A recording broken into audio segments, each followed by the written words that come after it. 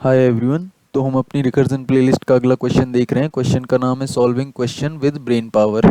तो इसमें हमें एक 2D इंटीजर एरे दिया गया है जिसका नाम है क्वेश्चंस, और यहाँ पे क्वेश्चंस ऑफ आई का मतलब है यहाँ पे हमें एक 1D वेक्टर मिलेगा क्वेश्चंस ऑफ आई के लिए, जिसमें जो फर्स्ट वेरिएबल रहेगा या जो फर्स्ट वैल्यू है वो पॉइंट्स को डिनोट कर रही है और सेकंड वैल्यू ब्रेन पावर को डिनोट कर रही है।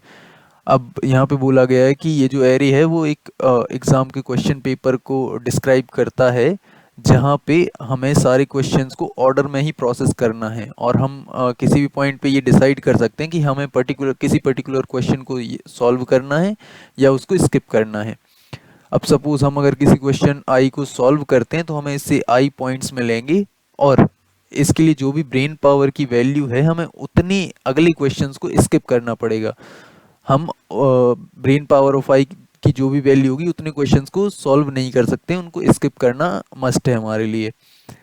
तो देखते हैं कि अ, यहाँ पे इन्होंने एग्जांपल से समझाया हुआ है कि अगर क्वेश्चंस जो एग्ज़ाम पेपर है अगर उसकी वैल्यू ये वाला एरे है तो हम इस तो हमें क्या क्या ऑप्शंस मिल सकते हैं। तो सपोज़ अगर हमने ये ज़ीरोथ क्वेश्चन को सॉल्व किया तो इस पे हमें 3 पॉइंट्स मिलेंगे, राइट।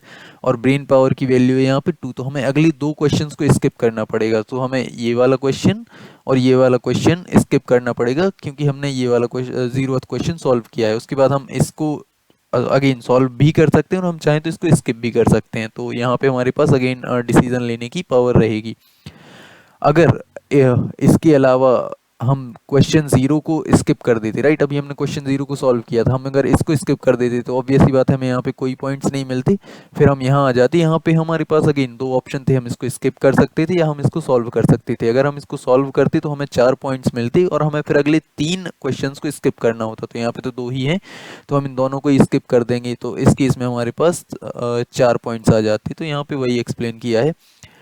तो अब हमसे बोला गया कि हमें इन कंडीशंस के साथ जो भी हम मैक्सिमम पॉइंट्स गेन कर सकते हैं वो हमें रिटर्न करना है। तो एग्जांपल से और समझते हैं। तो पहला एग्जांपल तो वही सेम ही एग्जांपल दे के रखा है। तो यहाँ पे हम पहला क्वेश्चन सॉल्व करके 3 पॉइंट्स अर्न कर लेंगे, उसके बाद हम दो क्वेश्चंस को कर देंगे स्किप और लास्ट क्वेश्चन सॉल्व कर लेंगे। तो इस तरीके से हमारे पास 5 पॉइंट्स आ जाएंगे। अगर हम कोई और वे ट्राई करें, सपोज हम जीरोथ क्वेश्चन को स्किप कर दें, तो हमें यहाँ से 4 पॉइंट्स मिलेंगे, राइट। पर अब हमें अगले 3 को स्किप करना होगा, तो 3 तो है ही नहीं, दो हैं, तो दो को ही स्किप कर देंगे, तो यहाँ से हमें सिर्फ 4 पॉइंट्स मिले, राइट। तो ऑब्वियसली 4 इज़ लेस देन 5। उसके बाद हम इन दो को देख चुके हैं। अब सपोज हम दोनों को स्किप कर दें और इसको सॉल्व करें तो भी हमारे पास मैक्सिमम 4 ही आंसर आएगा। अगर हम तीनों को भी स्किप कर दें तो हमारे पास मैक्सिमम आंसर 2 ही आएगा। तो ऑब्वियस सी बात है 5 इज़ द बेस्ट आंसर। अगला एग्जाम्पल देखते हैं।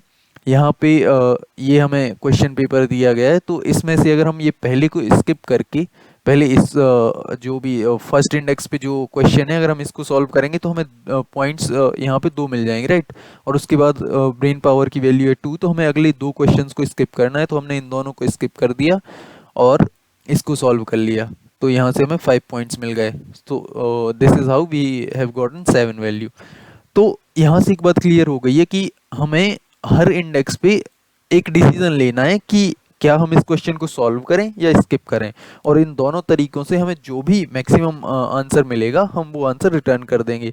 तो इसका डिस्क्रिप्शन पढ़ के ये क्लियर हो गया होगा कि it is also just another problem based on inclusion exclusion principle, right. और अभी तक हमने रिकर्जन प्लेलिस्ट में अराउंड 30 क्वेश्चंस किए हैं, उसमें से भी 6 to 7 क्वेश्चंस जो हैं वो इसी पैटर्न पे बेस्ड हैं। तो जल्दी से इसको कोड करते हैं और हमें सारे बेस ट्राई करने होंगे, राइट। हमें हर इंडेक्स पे डिसाइड करना है कि हम इसको स्किप करें या इसको लें, तो ये सारे बेस ट्राई करने हैं। और जब भी बात आती है कि हमें सारे बेस ट्राई करने हैं, recursion is the best suited solution, right. तो हम अपना रिकर्सिव कोड लिखते हैं और जब भी हमारे पास एक एरे दिया होता है तो हमें एक इंडेक्स की ज़रूरत होती है, राइट, ट्रेवर्स करने के लिए। तो हम ज़ीरो से स्टार्ट करेंगे और इसमें ये क्वेश्चंस हमने भेज दिया है। इसको मैं QNS नाम दे देता हूँ ताकि बार बार इतना बड़ा ना लिखना पड़े। फाइन, लॉन्ग लॉन्ग एक काम करते हैं, इसको भी डिफाइन कर लेते हैं। तो using LL is equals to long long, और फाइनली हम अपना फंक्शन लिख देते हैं लॉन्ग लॉन्ग सॉल्व। यहाँ पे हमने इंडेक्स पास किया है और एक 2DDP एरे पास किया है। फाइन। तो जब भी हम रिकर्सिव कोड लिखते हैं ऑब्वियस सी बात है पहली इंपॉर्टेंट चीज़ होती है बेस केस। तो बेस केस यहाँ पे क्या होगा कि हमने जब भी सारा एरे प्रोसेस कर लिया है, सारे क्वेश्चन पेपर्स या तो सॉल्व कर लिए या स्किप कर लिए, उस केस में अब हमारे पास कुछ भी नहीं बचा, राइट। तो हमें क्या रिटर्न करना होगा, ज़ीरो। तो जब भी हमारा इंडेक्स क्यू एन एस की साइज से ज़्यादा हो जाएगा या बराबर भी हो जाएगा तो उस केस में हम रिटर्न कर देंगे ज़ीरो। इसका मतलब है we have processed all the questions, right. Fine. उसके बाद आते हैं अगली चीज़ पर, जो कि हमारे पास यहाँ पे दो ही ऑप्शंस हो सकते हैं, राइट। टू ऑप्शंस, पहला take and second not take. तो ऑब्वियस सी बात है नॉट टेक वाली चॉइस तो हमें हमारे पास हमेशा रहने वाली है कि हम कभी भी किसी भी पॉइंट ऑफ टाइम पे ये बोल सकते हैं कि हमें इस क्वेश्चन को सॉल्व नहीं करना है, इसमें तो हमें कोई कंडीशन चेक नहीं करनी है। तो यहाँ से हम सीधा इस क्वेश्चन को हमने छोड़ दिया, तो इसका मतलब हम अगले क्वेश्चन पे जा रहे हैं। तो यहाँ पे हमने इंडेक्स प्लस वन पास कर दिया और अपना vector as it is pass कर दिया। उसके बाद देखते हैं टेक के लिए। तो अभी हमने टेक नाम का वेरिएबल बना दिया और सपोज यहाँ पे अगर हम इस पर्टिकुलर क्वेश्चन को टेक कर रहे हैं तो हमें यहाँ पे कुछ पॉइंट्स मिलेंगे, राइट। तो मैं वो पॉइंट्स यहाँ पे ऐड कर लूँगा और फिर हम सॉल्व करेंगे कहाँ से। हमने करंट वाला इंडेक्स तो प्रोसेस कर लिया है, प्लस अगले इंडेक्स पे जाना होगा, राइट। बट इसके साथ साथ हमें ये भी ध्यान रखना है कि हमें उतनी नंबर ऑफ क्वेश्चन स्किप करने जो जितनी ब्रेन पावर की वैल्यू है। तो यहाँ पे हम ब्रेन पावर भी ऐड कर देंगे, जो भी इस इंडेक्स में ब्रेन पावर रहेगी, और इसमें क्यू एन एस पास कर देंगे। तो अब ये जो दो वैल्यूज़ हमने यहाँ पे लिख रखी हैं इनको हम निकाल लेते हैं एक बार। तो जो पॉइंट्स हैं वो हो जाएंगे Q N S of index की ज़ीरोथ वाली वैल्यू, और जो ब्रेन पावर है वो हो जाएगी Q N S of index की फर्स्ट वाली वैल्यू। तो हमने यहाँ से ये दोनों वैल्यूज़ निकाल ली और टेक और नॉट टेक दोनों की वैल्यूज़ हमने फाइंड कर ली, और जैसा हमने डिस्कस किया था इनमें से जो भी मैक्सिमम आंसर रिटर्न करेगा वो हो जाएगा हमारा आंसर। तो टेक एंड नॉट टेक में से जो भी मैक्सिमम है वो हम रिटर्न कर देंगे। तो एक बार इसको रन करके देखते हैं।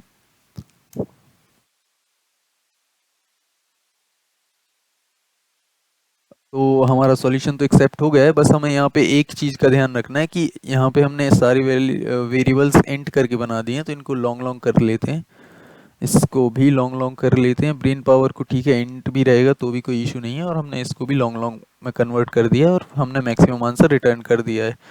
और सबमिट करने के पहले चूंकि हमें यहाँ पे बहुत सारी रिपीटेटिव कॉल्स देखने को मिलेंगी तो इसको मेमोराइज कर लेते हैं जल्दी से। तो एक डीपी बना लेते हैं।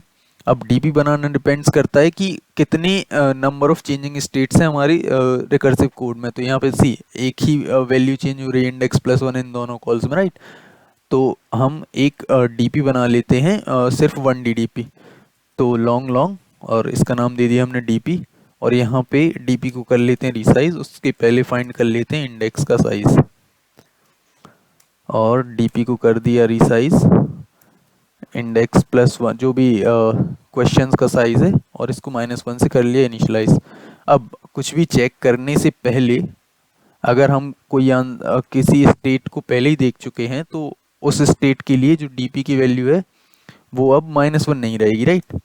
तो अगर ये माइनस वन नहीं है इसका मतलब है ये पहले से कैलकुलेटेड है आंसर, तो हम यहीं से सीधा रिटर्न कर जाएंगे। और अगर ऐसा नहीं है तो हम जब भी अपना आंसर रिटर्न कर रहे हैं उस टाइम पे इसको स्टोर कर लेंगे फॉर द फ्यूचर पर्पसेस।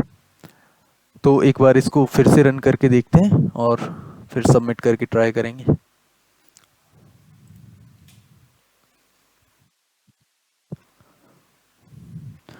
सोसी हमने सारे टेस्ट केसेस पास कर लिए हैं। इसकी अगर टाइम कॉम्प्लेक्सिटी की बात करें तो हम हर इंडेक्स पे एक बार विजिट कर रहे होंगे at least. So O of n time complexity हो जाएगी, और ओ ऑफ एन ही स्पेस कॉम्प्लेक्सिटी है। और प्लस हम यहाँ पे स्पेस में जो रिकर्सिव कॉल स्टैक के लिए भी ओ एन स्पेस ले रहे होंगे उसको रिमूव करने के लिए हम बॉटम अप वाला सॉल्यूशन लिख लेते हैं टेबुलेशन नाम से, और इसमें पास कर देते हैं अपनी यही सेम क्वेश्चन पेपर।